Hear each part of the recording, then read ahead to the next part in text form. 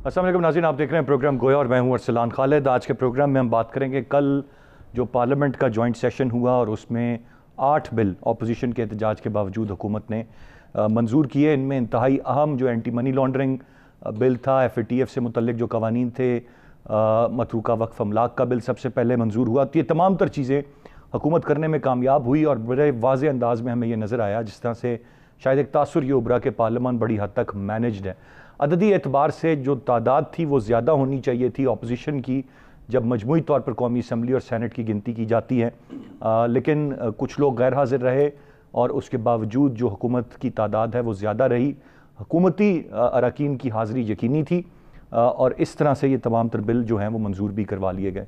अब जब सवाल ये किया जाता है कि बहुत सारे लोग पहुँच नहीं पाए, तो रज़ा रब्बानी साहब बिलखुसूस उनका ये जवाब था कि चूँकि बिल्कुल लास्ट मिनट पे चंद घंटे पहले ये नोट हमें मौसूल हुआ और ये बात पता चली कि जॉइंट सेशन है, इसलिए बहुत सारे लोगों की हाज़िरी इंश्योर नहीं हो पाई। ऑन द अदर हैंड ये बिल्कुल एक बात बड़ी वाज़ेह थी कि इस हफ्ते में किसी भी वक्त ये जॉइंट सेशन बुलाया जाएगा और ये बात कमोबेश 2 हफ्ते से वाज़ेह थी कि जॉइंट सेशन अनकरीब बुलाया जाना है और हुकूमत क्या प्लान कर रही है और किस तरह से हर हाल में उन्होंने FATF के ब्लैक लिस्ट में जाने से बचने के लिए ये तमाम तर बिल मंजूर कराने। अपोजिशन का एक मौक़िफ़ है कि इस बिल की आड़ में एक आम आदमी को निशाना बनाया जाएगा, तंग किया जाएगा। FATF की जो डिमांड्स हैं उनसे बढ़कर यहाँ पर बहुत सारी चीज़ें ऐसी डाली गई हैं जिनसे जो एक तासुर ऑलरेडी मौजूद है कि हुकूमत अपोजिशन को दीवार से लगा रही है, उन पे केसेस गलत बना रही है और उनसे इंतकाम लिया जा रहा है। तो इस तरह के बिल की मंजूरी के बाद मज़ीद इंतकाम लिया जाएगा और मज़ीद मुश्किल टफ़ टाइम जो है वो दिया जाएगा। मकसद सिर्फ FATF नहीं है बल्कि हुकूमत के कुछ अपने मकासद भी हैं। लेकिन जिस तरह से पहले ये सैनेट से बिल मंजूर नहीं हो सका था, अब जॉइंट सेशन में ये बिल मंजूर हुआ। इससे पहले अगर हम चेयरमैन सैनेट के हवाले से देखें, जब उन पर तरीके अदम एतमाद आई और किस तरह से अददी एतबार से मामलात क्या थे, लेकिन सिचुएशन किस तरह से तब्दील हो गई, तो तमाम चीज़ें बड़ा सवाल उठाती हैं और पार्लियामान के निज़ाम और मामलात पर सवाल उठाती हैं। फिर एक सवाल ये भी उठता है कि ये अपोजिशन जो कहती है कि इस हुकूमत को चलता करेंगे, इस हुकूमत को गिरा देंगे, वो जहाँ पर नंबर गेम में ज़्यादा भी हैं वहाँ पर भी हुकूमत को कुछ करने से रोक नहीं पाते। तो फिर हुकूमत को घर भेजना या हुकूमत को गिरा देना या हुकूमत को टफ़ टाइम देना, ये किस हद तक उनके लिए मुमकिन है। मैं चाहूँगा आज के प्रोग्राम में हम इस सारे मामले पर ज़रा तफसील से बात करें। गेस्ट पार्टिसिपेंट्स का तारुफ कराता चलूँ। स्टूडियो में हमें ज्वाइन किया डॉक्टर निसार चीमा साहब ने, पाकिस्तान मुस्लिम नून के रहनुमा MNA हैं। बहुत शुक्रिया सर आपके वक्त का। रुबीना कायम खानी साहबा हमारे साथ प्रोग्राम में मौजूद हैं, पाकिस्तान पीपल्स पार्टी की रहनुमा, और शौकत बसरा साहब पाकिस्तान तहरीक इंसाफ के रहनुमा हमारे साथ प्रोग्राम में मौजूद हैं। रुबीना कायम खानी साहबा, मैं आपसे जानना चाहूँगा, इस वक्त अगर बात की जाए पीपल्स पार्टी बहुत सारी चीज़ों की मुखालिफ, PMLN मुखालिफ, ये फिर कैसे हो जाता है कि अगर वो बात सैनेट की हो या वो बात यहाँ पर मुश्तरका इजलास की हो, जवाज़ तो कोई भी हो सकता है, लेकिन as a matter of fact कोई भी कानून साजी जिस पर आपके एतराज़ात भी हैं, चाहे वो जायज़ हों गलत हों, आप हुकूमत को कुछ करने से रोक नहीं पाते। ये किस तरह से जो एक पार्टी पहली दफ़ा इक़्तिदार में आई है वो मामलात को इतना वेल मैनेज्ड करके चला रही है, सारी चीज़ें हो रही हैं और आप किसी तरीके से भी रोक नहीं पा रहे या अपनी बात नहीं कर पा रहे?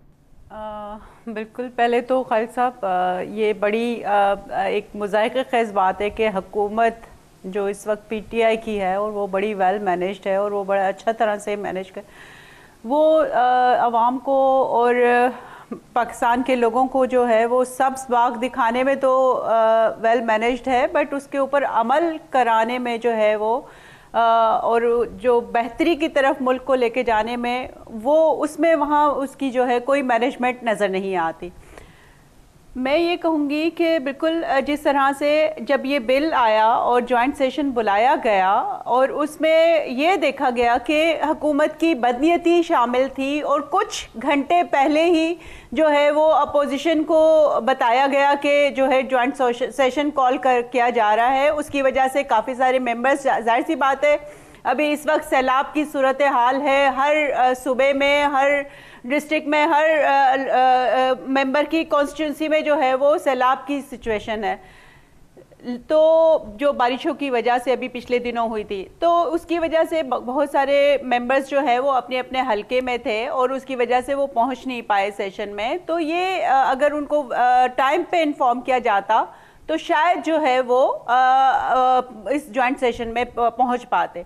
तो बाकी जो मैं ये कहूँगी कि जिस तरह से ख़ास तौर पर जो नज़र आ रहा है इस लेजिस्लेशन के पीछे, वो फिर भी जो है वो एक जहाँ पे कौमी सलामती जो है वो अमूर के ऊपर जहाँ पे लेजिस्लेशन की जानी चाहिए, लेकिन उसमें कहीं पे बदनीयती नहीं होनी चाहिए। लेकिन क्योंकि ये पीटीआई की गवर्नमेंट जो है वो इतनी मेरे ख्याल से इनका होमवर्क नहीं है या इनका एक एक्सपीरियंस नहीं है कि जो चीज़ें वो शामिल करने जा रही थी, और एक किसी भी अपोजिशन मेंबर का एक ये हक होता है कि अगर कोई कानून साजी आती है पार्लियामेंट के अंदर तो वो उसको जो है उसमें अमेंडमेंट करने के का अहल होता है। लेकिन जो है वो बिल्कुल सही रुबीना साहिबा, यानी कि जिस तरह से बॉटम लाइन ये कि शायद चूंकि बहुत शॉर्ट नोटिस पे कॉल किया गया, लिहाजा ये वजह है कि ऑपोजिशन अपने नंबर्स इंश्योर नहीं कर पाई, या अपोजिशन लीडर का जो है वो छीना गया। तो ये साफ नीयत जाहिर हो रही है पीटीआई की हुकूमत की कि वो किस तरह से बिल्कुल सही रुबीना साहिबा, पॉइंट एक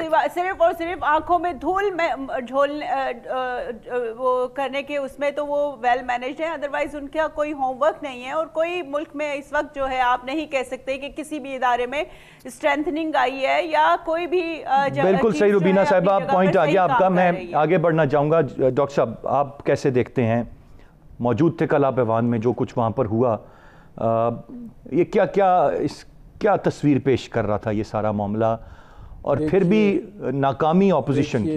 बात ये अरसलान साहब के पीटीआई के जो सेन एलिमेंट्स हैं वो भी महसूस करते हैं कि कल अगर डिस्कशन हो जाती, जो तरामीम थी और जो एक रूल्स और प्रोसीजर जो हैं उनके तहत ये एक रिक्वायरमेंट है कि जब भी कोई अमेंडमेंट सामने आती है तो उसके ऊपर बहस होती है।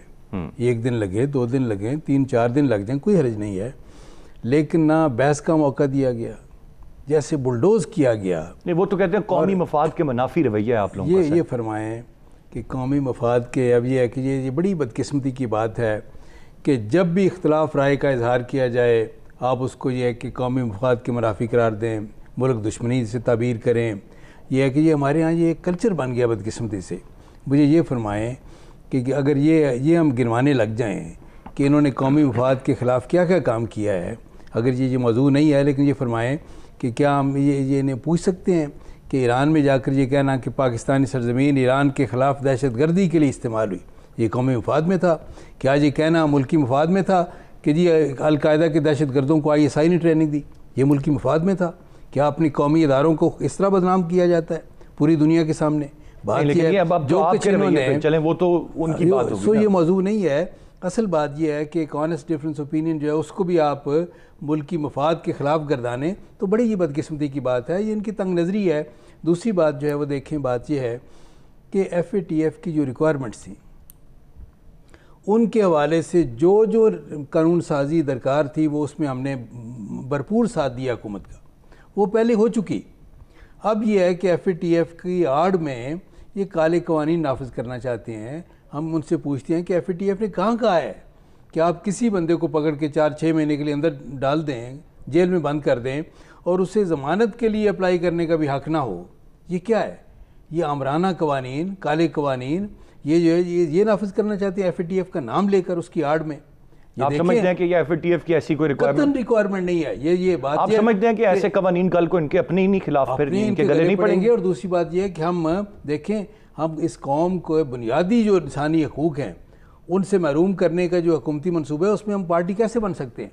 हमने रजिस्ट करना है, हमने अपना फ़र्ज़ अदा किया है। चले उन्होंने एक मामूली अद्दी अक्सरियत की बिना पर बुलडोज़ कर दिया, कोई बात नहीं, हमने अपना फ़र्ज़ अदा किया। हम कौम के सामने सुरखरू हैं कि हमने ये है कि अपना फ़र्ज़ अदा किया। हमने जो है इंसानी जो बुनियादी इंसानी हकूक़ हैं वो छीनने की हुकूमती साजिश जो है उसके ख़िलाफ़ हमने मज़ामत की है। कोई बात नहीं, कामयाब नहीं हुए, लेकिन हमने अपना किरदार अदा किया, अपना रोल प्ले किया। बसरा साहब ये कहते हैं कि हमने अपना किरदार अदा किया, पॉजिटिव रहे। आप कहते हैं कौमी मफाद के मुनाफी रवैया है, कवानीन अगर पढ़ लिए जाएँ तो मेरे ख्याल से ये बहस ख़त्म हो जाती है कि कुछ चीज़ें ऐसी हैं वाकई जो कि इंसानी बुनियादी हकूक़ के ख़िलाफ़ हैं। कुछ चीज़ें बहुत अच्छी भी हैं, अगर मनी लॉन्ड्रिंग पे सज़ा है या जुर्माना है वो बड़ी पॉजिटिव चीज़ है, सब इनकरेज। कुछ चीज़ें यकीनन ऐसी हैं, अगर उन पर बात ही ये करना चाह रहे थे तो क्या वजह है कि आप बात करने के लिए भी पार्लियामान या बाहर या किसी फोरम पर तैयार नहीं होते और आपने बुलडोज भी कर दिया बकौल डॉक्टर साहब के? अरसलान खालिद, पहली बात तो ये है कि ये ना तहरीक इंसाफ का, ना पीपल्स पार्टी का, ना मुस्लिम लीग नून का मसला है। ये पाकिस्तान का इशू है, नेशनल सिक्योरिटी का मसला है, कौमी सलामती का मसला है, मेरे और आपके बच्चों के मुस्तकबिल का मसला है, हमारी नस्लों का मामला है। और पूरी दुनिया के अंदर एंटी मनी लॉन्ड्रिंग जो कानून साजी है वो हो रही है, टेररिज्म के अंदर जो फाइनेंसिंग हो रही है उसके ऊपर कानून साजी हो रही है। अगर हमने ये कानून साजी की है, कानून साजी का एक तरीक़ाकार होता है, दोनों माशाल्लाह पार्लियामेंटेरियन हैं और चीमा साहब तो ज़ाहिर है एक ऐसी लॉ नोइंग फैमिली से हैं, इनसे ज़रा पूछिए, पहले बाकायदा जो कानून पास करना होता है उसकी अप्रूवल देती है कैबिनेट, कैबिनेट के बाद वो आता है जो हाउस की कमेटीज़ बनी हैं जहाँ पर तमाम पार्टियों की रिप्रेजेंटेशन होती है और वहाँ पर उस पर गुफ्तगू होती है, बहस होती है और उसके बाद फिर वहाँ से पास होने के बाद वो हाउस में आती है। ये एक तरीक़ाकार है। ये कहना कि इन्होंने मौका नहीं दिया, गुफ्तगू नहीं हुई, बात नहीं हुई, हाँ ये बात जो करना चाहते थे वो वाकई वो हमारी नहीं हुई उनके साथ। आप मुझे बताइए, अगर इन्होंने मनी लॉन्ड्रिंग, जब नैब हम ये फाटफॉर पे बहस चल रही थी, इश्यूज चल रहे थे, तो इन्होंने क्या टोपी ड्रामा किया, इन्होंने क्या मगरमच्छ के आंसू बहाए, इन्होंने क्या तोता चश्मे की, पता आपको क्या किया इन्होंने? 34 क्लॉजेज ले आए और वो 34 क्लॉजेज अब किससे छुपी नहीं है। और उसमें भी इनकी कॉन्सेंट्रेशन इस बात पे थी कि नैब में से मनी लॉन्ड्रिंग को निकाला जाए। एक अरब मैं हैविंग सेड दैट, मैं बसरा साहब जो चीज़ जानना चाहूँगा ये कि किसी की आप 6 महीने तक निगरानी करें सिर्फ किसी भी शक की बुनियाद पर।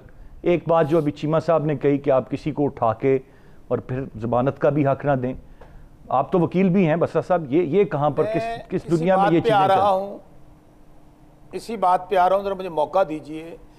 ऐसी चीज़ें भी दुनिया में नहीं चलती हैं कि हमारा ये जो आज FATF की लानत है, जो आज पूरी दुनिया के अंदर पाकिस्तान तहरीक इंसाफ जो पाकिस्तान की तारीख में पहली बार हुकूमत में आई है, इनके काले करतूतों को छुपाने के लिए, इनके काले करतूतों से बचने के लिए हम भाग दौड़ कर रहे हैं। FATF किनका दिया हुआ तोहफा है? इन्हीं लोगों का दिया हुआ तोहफा है ना मेरे भाई। या अमराना अदवार रही या दोनों पार्टियां रही। अच्छा मुझे बताएं, मैं बार बार, मेरा एक सवाल है आपसे, हमारा इसमें एजेंडा क्या है? हमारा, अगर इन्होंने मनी लॉन्ड्रिंग नहीं करनी, इन्होंने टेररिज्म को फाइनेंस नहीं करना, तो बताएं इनको प्रॉब्लम क्या है? यहाँ मैं या तो कल से सोग की हालत में इंडिया को देखा है या सोग की हालत में मैंने इनको देखा है, अपोजिशन को। इसके अलावा तो हर जगह पे आज पूरे पाकिस्तान के अंदर इसको वेलकम किया जा रहा है। और खुद इनकी पार्टी के अंदर आप अंदाज़ा करें, बजाय कि ये आज मैं सुन रहा था शहबाज शरीफ साहब का बयान और इनके बहुत सारे लोगों का बयान कि हमें उन लोगों को देखना होगा जिन लोगों ने आज गैर हाजिर हुए हैं, जिन्होंने वोट डाला है। ओ भाई, आपके लोग आपकी लूट मार करप्शन के साथी क्यों बने? सेनेट में आपने देख लिया क्या हुआ, इसमें आपने देख लिया क्या हुआ। सबसे बड़ा कौमी मकसद होता है, आपने कहा 60 दिन, इनसे ये पूछें, ये क्लॉज निकल चुकी है। हाँ, ये तो नैब जो ऑलरेडी कवानीन मौजूद है जो इन्होंने बनाए थे, 2 बार इनकी हुकूमतें रही अरसलान, इनसे ये पूछें कि इन लोगों ने, उसमें भी 90 दिन का रिमांड है, उसमें भी जमानत नहीं है, वो कानून साजी तो हमने नहीं की थी, क्यों नहीं उनको रोका इन लोगों ने? और ये जो बात आप कर रहे हैं, वो लोग जो मनी लॉन्ड्रिंग में मुलव्वस हैं, जो पाकिस्तान के ऊपर पाबंदियां लगवाना चाहते हैं, जो पाकिस्तान को दुनिया से काटना चाहते हैं, जो हमारे पहले हमारी ये सर बड़ा एक खतरनाक बयानिया है। पॉइंट आपका आ गया बसरा साहब, एक ब्रेक की जाने मुझे बढ़ना है, मैं ब्रेक से वापस आकर इस पर मजीद बात करूंगा, साथ रहिएगा।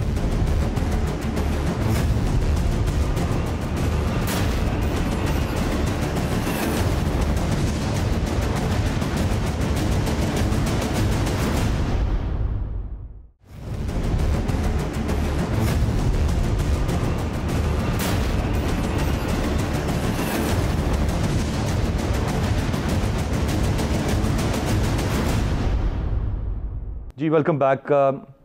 रुबीना साहिबा, ये इस वक्त 2 बयानियों की ये जंग है और दोनों बयानिए बड़े ख़तरनाक हैं। जो ये बात कहना कि अपोजिशन FATF में या इंडिया को तकलीफ़ है या फिर अपोजिशन को मसला है, आप लोग कहीं खुदा न खास्ता पाकिस्तान को ग्रे लिस्ट से भी नीचे जाते हुए देखना चाहते हैं। ये इस वक्त एक कंप्लीट नैरेटिव है जो इस वक्त दिया जा रहा है हुकूमत की जानिब से। आप लोगों की राय इससे बिल्कुल मुख्तलिफ है। लेकिन अगर as a matter of fact ये मान लिया जाए कि ये कानून साजी इसीलिए की गई है क्योंकि ये FATF की ग्रे लिस्ट से बाहर पाकिस्तान को लाना चाहते हैं, तो फिर इस कौमी मफाद में आप लोगों को क्या मसला हो सकता है? देखिए, ये इस तरह की ऐसी कोई बात नहीं है। हम तो बल्कि पूरा इसके ऊपर फुली एग्री थे और ख़ासतौर पर पाकिस्तान पीपल्स पार्टी का ये स्टांस है कि कोई भी कौमी सलामती के अमूर पे कोई भी लेजिस्लेशन होती है या कोई भी बात होती है, हम उनके साथ हैं और हमने कहा पहले से ही वेलकम की इस चीज़ को। लेकिन कुछ चीज़ें जो ख़ास तौर पर कानून साजी जब होती है और वो एक हर मेंबर जो है उसको रीड करता है, आप देखें कि जब इसमें ख़ास तौर पर एंटी मनी लॉन्ड्रिंग एक्ट है, उसमें एक अमेंडमेंट ये लेकर आए हैं कि जो ख़ास तौर पर जो पुलिस है उसको वारंट के ज़रिए किसी को भी गिरफ्तार करने का जो एक वो राइट इस्तेमाल करती है, अब वो भी ख़त्म किया गया है। तो इसका मतलब कोई भी किसी भी वक्त जाके आप देखें कि हमारे मुल्क में ऑलरेडी किस तरह के जो है वो कानून को किस तरह से फॉलो करते हैं और वो अंडर प्रेशर करते हैं लोगों को। अगर कोई मुजरिम होता है या नहीं होता है, उसको किस तरह से जो है वो एक मतलब सेफ एक्सेस भी दिया जाता है और कहीं पर अगर कहीं दुश्मनी होती है, कहीं पे दुश्मनी निकालनी होती है, तो उसको जो है किस तरह से पकड़ा भी जाता है और जेल में भी। और वो खासतौर पर पाकिस्तान पीपल्स पार्टी की लीडरशिप के साथ तो हमेशा ये होता आया है कि 11 साल जो है आसिफ अली जरदारी साहब ने जो है वो नाकर्दा गुनाहों की सज़ा काटी है। और आप देखें कि 18 साल के बाद जो है अदालतों ने उन्हीं केसेस में उनको बरी भी किया है। तो ये अगर इस तरह की चीज़ें लेकर आएंगे तो जाहिर सी बात है, हम आवाम की बात करते हैं, हम एक आम आदमी की बात करते हैं। यहाँ पर मतलब आप कैसे हमें इंडिया के साथ मिलाते हैं, किस तरह से जो है वो मुल्क दुश्मन अनासिर में के साथ बिठाते हैं। मतलब ये एक कम से कम एक इखलाकी तौर पे इनको ये जेब नहीं देता। जो PTI इस वक्त जो एक ट्रेंड बना रही है कि जो है वो अगर हम अपोजिशन में हैं तो वो इंडिया के साथ तो ये खुद जो है उनको वेलकम करते रहे, उनके जो है वो मतलब पेज पे तो ये खुद खेलते रहे, उनके इश्यूज के ऊपर तो जो है वो मुल्क में हमेशा इन्होंने इस कश्मीर पे उन्होंने क्या किया है, कश्मीर की सौदाबाजी की है इन्होंने। आज अगर कोई भी अगर आप देख लें कि जो एक हुक्मरान जिस तरह से हुकूमत चलाता है, क्या उस तरह से ये अमूर चला पा रहे हैं? मुझे रुबीना साहिबा ये बताइएगा, मुझे एक चीज बताइएगा रुबीना साहिबा, आप किस तरह से इस सारे मामले को, ऑपोजिशन किस तरह से इस सारे मामले को काउंटर करना चाहती है या कर सकती है? बिल तक तो आप तादाद ज्यादा होने के बावजूद भी आप उसको नहीं मुस्तरद करा सके, मंजूर हो गया। अब क्या बाकी चीजें आपके पास जिनसे इनको रोक सकते हैं? देखिए, हमने तो उस वक्त भी जिस तरह से अभी पार्लियामेंट में हमने कहा कि रिकाउंटिंग होनी चाहिए या जो है वो मतलब एक खास तौर पर एक वो मतलब डिवीजन होती है, वो भी स्पीकर साहब ने नहीं की। इस तरह से कहीं भी कभी भी पार्लियामेंट में नहीं देखा गया। और हमेशा जब अगर कोई भी मेंबर उठ के बोलता है तो वो एक रूल्स के मुताबिक रिकाउंटिंग होती है। लेकिन इस हुकूमत में तो कुछ भी जो है हर चीज़ की वायलेशन हो रही है। तो अब जाहिर सी बात है, हुकूमत अपोजिशन के पास जो है एक रास्ता है कि हम नो कॉन्फिडेंस लेकर आएंगे और इंशाअल्लाह आप देखेंगे कि अब इसके अलावा कोई चारा ही नहीं है कि इस हुकूमत को जो है वो घर बिठाया जाए। नहीं, नो कॉन्फिडेंस आप स्पीकर साहब के हवाले से लेके आएंगे, वजीर आजम साहब के हवाले से लेके आएंगे, दोनों के हवाले से हम लेकर आएंगे। जहां पर भी जिस हद तक भी हमारी मुमकिन हो उसकी हम इस हुकूमत को, अगर हम देख रहे हैं कि ये अब इस मुल्क को नहीं चला सकते, तो अब हम इनको घर भेजने की तैयारी करेंगे। बात तो बड़ी सही लगती है, लेकिन डॉक्टर साहब तरीके अदम एतमाद, इधर आप अददी एतबार से ज़्यादा होकर नहीं जीत पाए। तरीके अदम एतमाद की बातें हम सुन रहे हैं, वो चाहे वज़ीर आज़म साहब के हवाले से लाएँ, चाहे आप स्पीकर साहब के हवाले से लाएँ, सेनेट में नहीं आप करा सके सर, तो ये तो छोड़ दो, कौमी असम्बली है, यहाँ पे तो क्या जवाब पैदा होता है? तो इस तरह की बातें आया करनी चाहिए घर भेजने की, या अब जिस कुछ हो गया, या ये तस्लीम कर लेना चाहिए कि नहीं अब अपोजिशन में वो दमखम नहीं? सर, मैं एक ज़रूर गुजारिश करूँगा इसकी तरफ आने से पहले कि मैं अपने भाई शौकत बसर साहब की खिदमत में गुजारिश करना चाहूँगा कि कभी कभार जो आपका तरीका है, रवायती तरीक़ा वारदात है, बेबुनियाद इल्ज़ामात का, गालम गलोच का, उससे हट के कभी ठोस बात को दलाइल की बुनियाद पे बात भी कर लिया करें, जस्ट फॉर ए चेंज। उन्होंने तो आपको बड़े एहतराम से मुखातिब किया, उन्होंने कौन सी आपको गलत बात? उन्होंने कहा कि ये सोगवार हैं या इंडिया सोगवार है, अंदाज़ा फरमाएं। और ये तो पूरी नून लीग कह रही है, वो अकेले थोड़ी कह रहे हैं, और अंदाज़ा फरमाएं पूरी पीटीआई कह रही है। नहीं, वही मैं गुजारिश कर रहा हूँ कि इंडिया तो जश्न मना रहा है। जब से आप लोग हुकूमत में आए हैं, आप तो उनके आने के लिए दुआएं करते थे, ख्वाहिशात का इजहार करते थे कि मोदी साहब का जीतना बहुत ज़रूरी है कश्मीर के मसले के हल के लिए। आपको याद है ना, इमरान खान साहब ही थे, 22 करोड़ अवाम में से ये वाहिद आदमी थे जो दुआ कर रहे थे कि मोदी साहब जीतें ताकि कश्मीर का मसला हल हो। यहाँ पर आप जाती कर रहे हैं, उन्होंने दुआ तो नहीं, उन्होंने ख्वाहिश का इजहार किया। ये बताएं, अब ये तो आप वो ख्वाहिश जो थी वो इस तरह का, ये मसला कश्मीर को इस तरह का हल चाहते थे, वो जो ख्वाहिश का इजहार कर रहे थे। दूसरी बात यह है कि इंडिया को सिक्योरिटी काउंसिल की नॉन परमानेंट सीट का मेंबर बनाने के लिए यह है कि इन्हीं की हुकूमत एक पार्टी बनी है कि नहीं उसमें बनी, मुझे बताइए। ये है, ये अंदाज़ा कर लें इनके यानी इंडिया के साथ इनके जो मरासम हैं उनके बारे में इनके जज्बात हैं और ख्वाहिशात हैं, किसी से कुछ ढकी छुपी है। बात ये है कि देखें, और जो कुछ मैंने पहले भी आपसे कहा है, इंडिया उस वक्त जश्न मनाता है जब आप अपनी ISI पे तनकीद करते हैं और कहते हैं कि अलकायदा के दहशतगर्दों को ISI ने ट्रेनिंग दी। इंडिया उस वक्त खुश होता है कि जी अपने इदारों को बदनाम कर रहे हैं। मेरे ख्याल से ये बात ना इन्हें कहनी चाहिए ना हमें कहनी चाहिए, क्योंकि हम सभी मुहब्बे वतन है, किसी की मोहब्बत से वतन कहीं भी चैलेंज नहीं होनी चाहिए। दूसरी बात जो है, देखें बात यह है कि कल आपने नहीं देखा कि मियाँ शहबाज शरीफ लीडर ऑफ द अपोजिशन खड़े हुए, नहीं बात करने दी गई। आपने देखा शाहिद खाकान अब्बासी साबिक़ वज़ीर-ए-आज़म खड़े हुए, नहीं बात करने दी गई। बिलावल साहब और कई लोग जो है अपोजिशन जो कायदीन हैं खड़े हुए, नहीं बात करने दी। ना डिस्कशन हुई, ना बात करने का मौका मिला।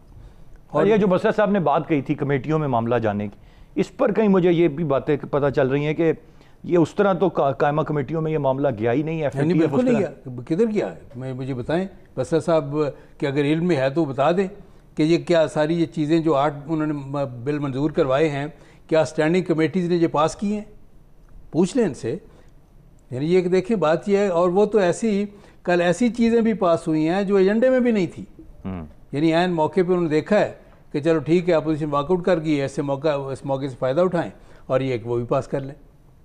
ये पाकिस्तान मेडिकल कमीशन का जो बिल है, ये इस तरह की कई चीज़ें इन्होंने पास की हैं। तरीके अदम एतमाद सर बताएं आप, उसके बारे में क्या राय होगी आपकी, और लाएअमल क्या है? तरीके अदम एतमाद के बारे में मैं गुजारिश करूँ कि अदम एतमाद तो पूरी कौम इन पर कर चुकी है, इस वज़ीर-ए-आज़म पे और इनकी हुकूमत पे पूरी कौम अदम एतमाद का इजहार कर चुकी है और बार बार करे। आप किसी राह चलते आदमी से पूछ लें कि आपको एतमाद है, वो कहे नहीं, बिल्कुल नहीं।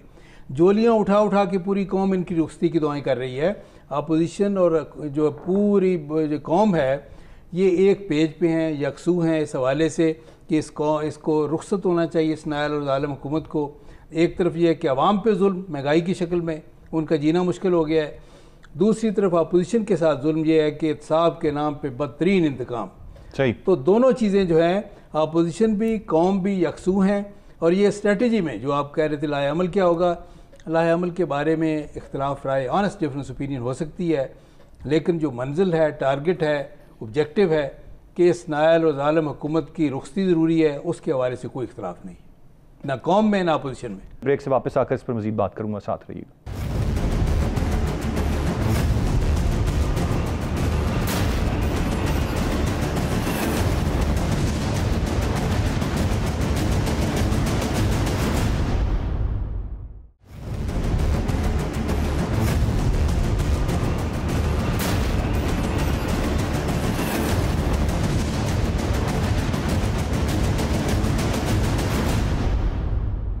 जी वेलकम बैक। शौकत बसरा साहब, ये जो बातें अभी चीमा साहब ने की, एक तो पहले आपने कहा कि कायमा कमेटियों में मामला जाता है, ये कहाँ थे? ये बात वेट कर ली मैंने डॉक्टर साहब से कि वो कायमा कमेटियों में नहीं गया, ना वहाँ से ये मामला अप्रूव हुआ। डिबेट तक आपने इस पर नहीं होने दी और फिर आप कहें कि दुरुस्त आप हैं और गलत ऑपोजिशन है। सर ये थोड़ी सी ज़्यादती नहीं हो जाती? अरसलान, मैं बड़ी मुश्किल से अर्जी कंट्रोल करके बैठा हूँ और कल से इनकी जो घबराहट, झुंझलाहट, रेलेवेंट, इलॉजिकल गुफ्तगू मैं सुन रहा हूँ। और ख़ास फिर मैं कहूँगा, चीमा साहब से मुझे कम अज़ कम मैं समझता था इन हालात में भी इनके नब्ज़ साथ देंगे, चूँकि ये काफ़ी माशाल्लाह अच्छी गुफ्तगू करते हैं। लेकिन जाहिर है जब अपने घर में डाका लग जाए, अपने लोग ही अदम एतमाद कर दें, तो फिर हाथ पांव फूल जाते हैं, फिर आपके पास आर्गुमेंट्स नहीं होते। आप मुझे बताइए, हाथ पांव तो सर आपके फूले हुए लग रहे थे जो आपने ये किया इजलास में, आपकी जमात के फूले हुए लग रहे थे। अरसलान सुनिए, ये मैं चैलेंज कर रहा हूं दोनों बातों को। बाकायदा स्टैंडिंग कमेटियों में गया, वहां वेट हुआ, हाउस में पेश हुआ, उसके बगैर हाउस में आ ही नहीं सकता। दूसरी बात, आप इनसे ये पूछें, बसरा साहब सुन लें, अभी कह रहे थे कि एक मिनट, बिल की बात सिकों पर तो सर सुन लेना बसरा साहब, जरूरी है।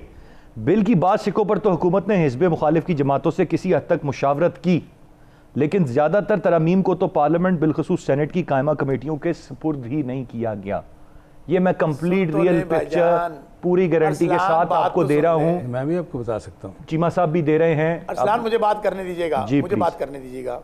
फिर दूसरी बात हम ये करते हैं, इन्होंने ये कहा कि मैं दोनों पार्टी को फिर चैलेंज करता हूं, अरसलान खालिद के प्रोग्राम सच टीवी पे एक ये बताएं कौन सी क्लॉज है जिस पर इनको इतराज था।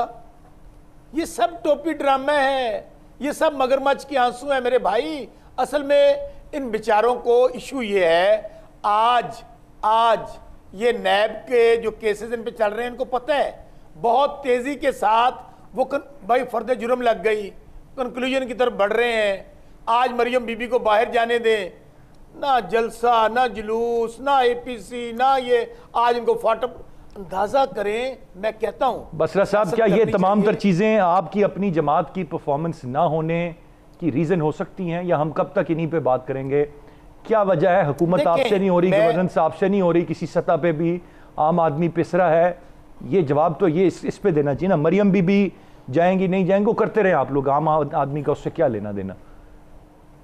अरसलान खालिद, मैं नहीं कहता कि दूध और शहद की नहरें बह रही हैं, मसाइल हैं, इश्यूज हैं, और ख़ास तौर पे जिस बात की तरफ आपने जिक्र किया, सबसे बड़ा चैलेंज ही हमारे लिए यह है कि ये दोनों पार्टियों ने और आमराना अदवार ने जिस बुरे तरीके से ये गोले वाले, पापड़ वाले, टीटी वाले, मज वाले, कट्टे वाले, भैंस वाले, दूध वाले, जितना इन्होंने लूटा है, इसीलिए तो मनी लॉन्ड्रिंग बुरी लगती है। Money laundering, money laundering, money laundering. मतलब बसरा साहब, अंदाजा करें चीमा साहब, जो कुछ आज हो रहा है, सुन ले यार, ये बिल आपको बनाने पड़े क्योंकि इन्होंने लूटा। जो आज आम आदमी पिस रहा है वो भी इनकी वजह से पिस रहा है।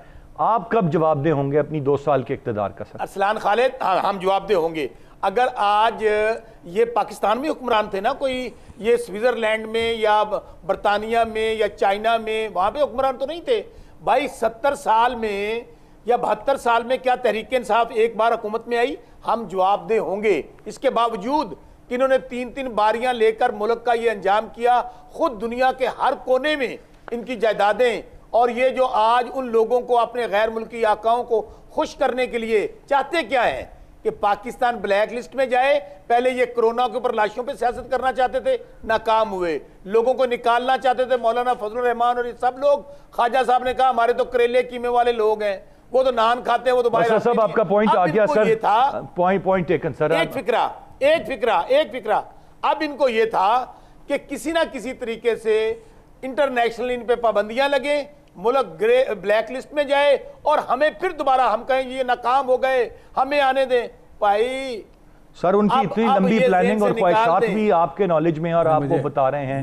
मैं sir I am exceeding the time limit. मैं बहुत शुक्रिया अदा करना चाहूँगा तीनों मोअज़्ज़ज़ मेहमानों का, और बसद एहतराम किसी की मुल्क से मोहब्बत सर, वक्त बिल्कुल मेरे पास ख़त्म हो गया। मैं किसी की मुल्क से मोहब्बत, मेरे ख्याल से हमें किसी को नहीं चैलेंज करनी चाहिए। और रही बात, एक बयानिया हुकूमत का है, एक बयानिया अपोजिशन का है, किसका बयानिया दुरुस्त है? इस सब में जो नुकसान हो रहा है वो किसका हो रहा है? ये एक बड़ा और अहम सवाल है, और चीज़ें क्यों नहीं ठीक हो रही उसका भी जवाब नहीं है, लेकिन इल्ज़ाम दर इल्ज़ाम है। उम्मीद करते हैं चीज़ें बेहतरी की तरफ जाएँ। आज के प्रोग्राम से इतने ही। अरसलान खालिद को इजाज़त दीजिए, अल्लाह ने के बाद।